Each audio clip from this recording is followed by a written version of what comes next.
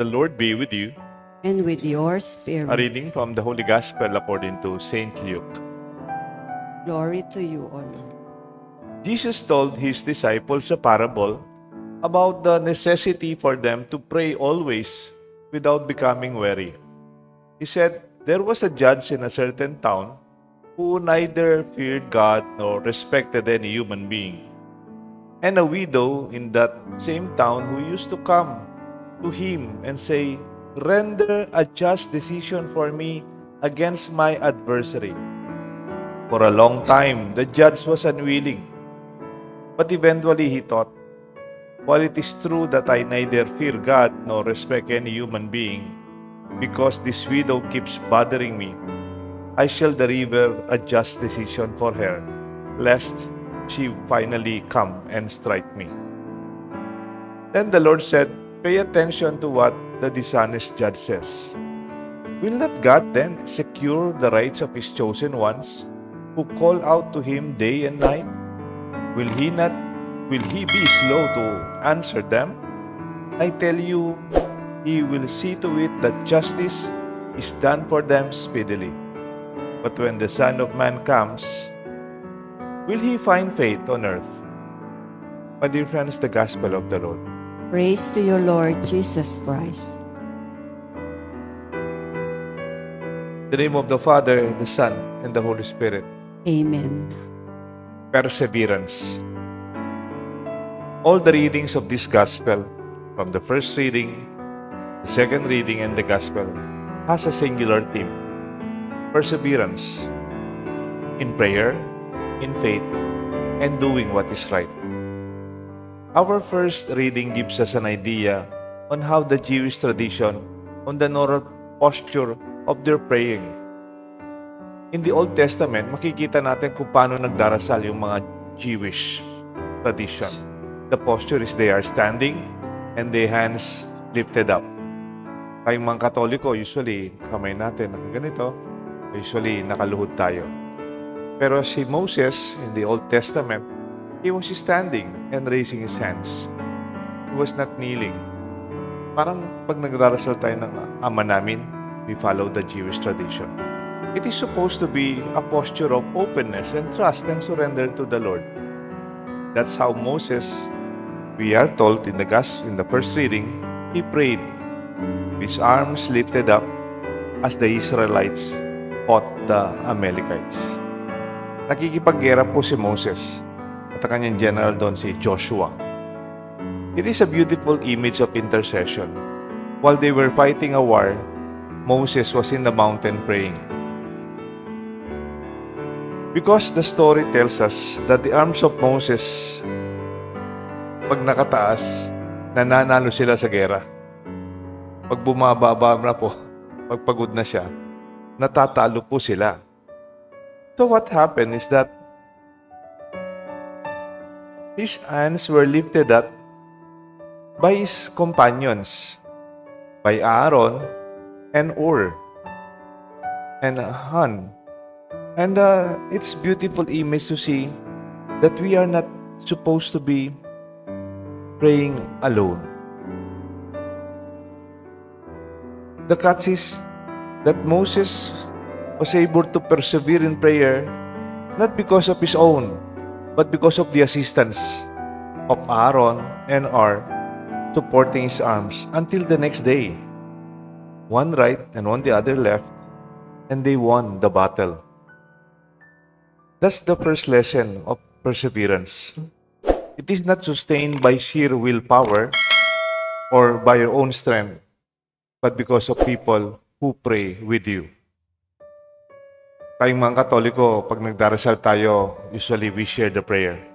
Pag ipagdasal mo naman ako, magpapacheck up ako, ninenervyos ako. Pagdasal mo naman ako, magbo-board exam yung anak ko. Tulungan mo ako magdasal, may problema ako. As if you are Moses, asking somebody to hold your hand literally, to be kept standing and raised so that even when you grow weary, napapagod ka na, sagad ka na, physically, even mentally, somebody holds your hand. Ako po kung minsan may nagpapadasal sa akin, minsan alam ko may problema silang dinadaanan. Hindi ko man talaga masyadong ginagamit, I am praying for you. Actually, tinetext ko, I am with you in prayer. I am praying with you. Para bang sabay tayong magdasal. And that way, we see the secret of perseverance. Nakakayanan mo kasi may kasama ka. Nakakayanan mo, not because you're standing alone on your own, last man standing, because somebody's praying with you, for you, with us. Pag pari kaming mga pare, pag medyo bata-bata ka pang pare, pag nagdarasal din kami, ganyan, di ba? Lalo sa misa. Pag medyo bata ka pang pare, ako rin nun. Pag nagdarasal ka na, mas medyo matas yung kamay, the Lord be with you. Huh? Lift up your hands. Pero pag medyo tumatanda ka na, medyo bumaba, the Lord be with you. Parang ikaw si Moses, tumatanda ka na. Ako, ganun ako. Literally, kasi na-stroke na po ako eh. Hindi ko na maitas masyado yung kamay ko. Tinatas ko po sa physical therapy yan. Meron ako rubber band, tinatas ko, tinutulungan ako ng aking PT. Sakit. So, and then even when I bless you after the Mass, and may Almighty God bless you, tinatas ko pa, the Father, the Son, the Holy Spirit. Ito, totoo po yung sinasabi ko. Like Moses, kaya po ako nakakapunta sa altar. May umahawak sa akin. May mga altar boys, altar girls assisting me. Kahit kumisan, yung mga nagsisiba, sanay na po sa parish priest nila, senior citizen. They assist me. Lalo ito. And before, I was not comfortable. I was insecure to be assisted. But I realized, in the long run, there is no other way. You cannot do it alone. Tayo lahat sa buhay natin. Kumisan, our pride would keep us from asking help from our children. Bah, tutulungan ako yung tatay, ako yung nanay, ako yung magulang. But it's also beautiful to realize that perseverance happens because we know we are not alone. And also, the Word of God, who through the power of His Word, make us not give up. Paul reminds us in the second reading, the letter of Paul to Timothy. Sabi ni San Pablo, be persistent, whether it is inconvenient or convenient. The strength to persevere does not come from your own stubbornness, but from the Word of God that dwells within us. Galatians 6 tells us, let us not be weary on doing what is good. For at the proper time, we will reap the harvest if we do not give up. Yung mga estudyante, kuminsan, siyempre, nakakainip, mahirap. Mahirap yung subject, terror yung teacher. These are all reasons for us to give up.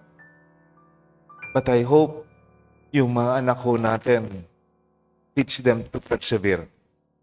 Kasi ngayon, instant change ang gusto nila. May kasama po ba kayong batang humahawak ng remote control sa television? Yung hindi sila makapag-focus sa isang program. So isang channel.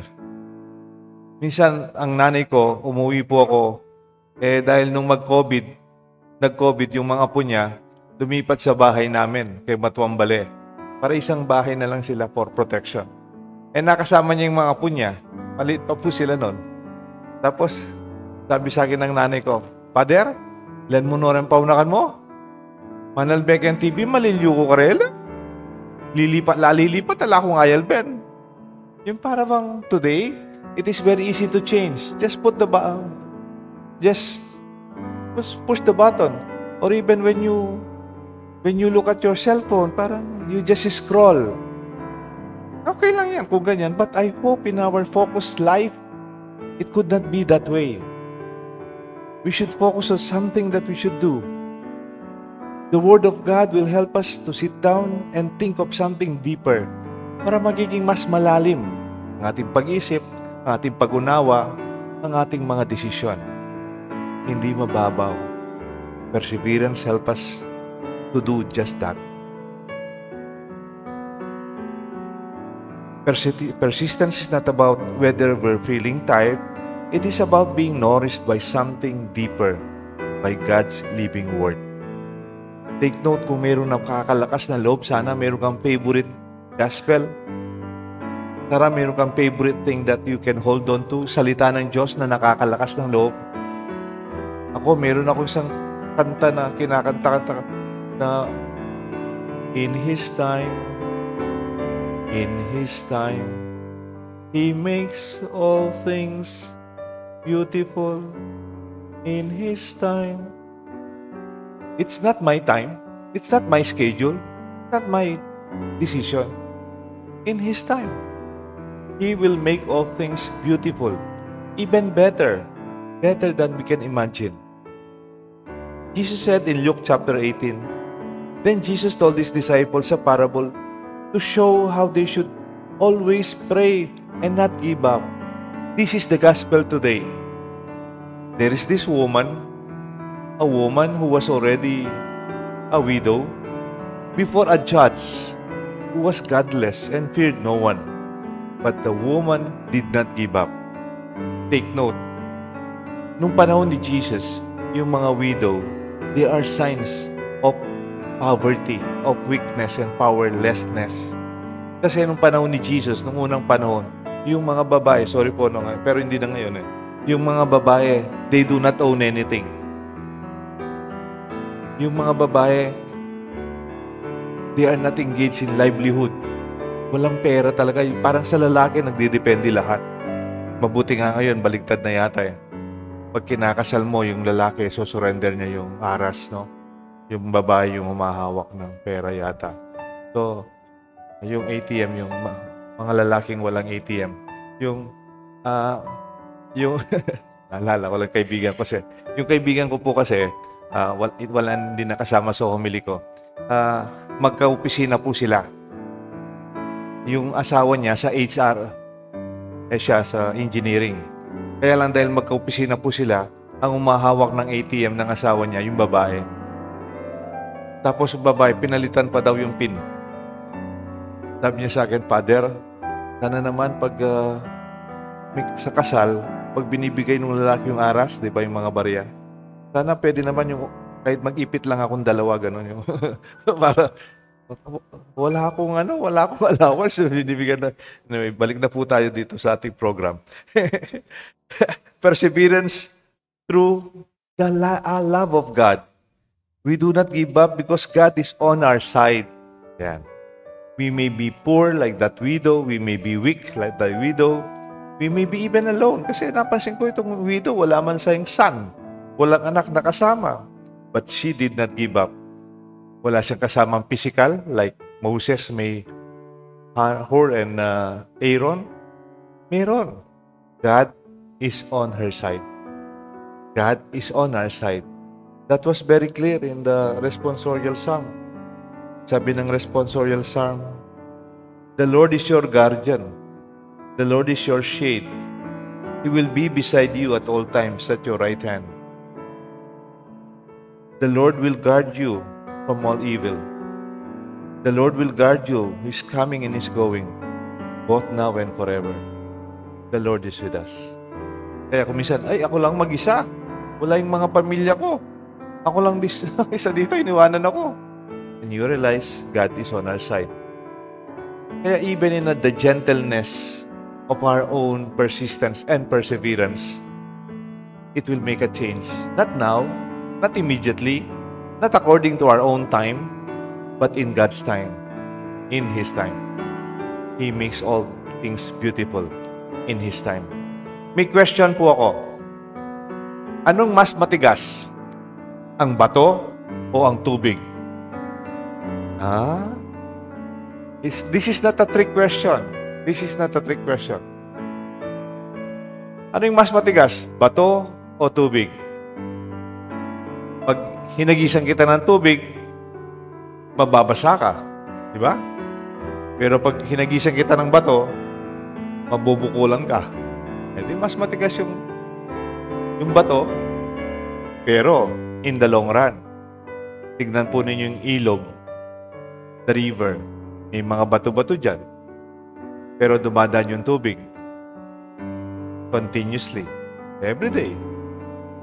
Yung batong matigas, nandyan. O kaya sa dagat. Makita mo, the waves continues to go every time. Kayo matulog. Very gentle yung mga waves. Pero yung bato, nandyan. Solid. Pero in the long run, the stone, the rocks, will be shaped by the flow of the water. In the long run, yung matigas na bato, it will take the shape of the wave of the river passing by. Let our persistence flow from our relationship with God, not out of desperation, but consistency and persistence. The readings remind us that perseverance has three pillars: our community, our relationship with one another, the people, our family, our friends, who lift us our hands, not so that we may not grow weary. The Word of God that inspires us, that anchors us in faith, and we will not waver, and we will not be taken by the tides of the difficulties. And lastly, our trust in God, our faith in God, the assurance that God is on our side. He listens and He cares. When our strength fades and our arms begin to droop, we can remember Moses, whose prayer was sustained by others. Though we may not be with Aaron and Hur, God Himself support us, our arms keeping us steady until we will win the battle. Hindi po tayo bibitawan ng Diyos hanggang manalo tayo sa ating paggigibakan, mga pangangailangan. May God bless us all. The Father, the Son, and the Holy Spirit.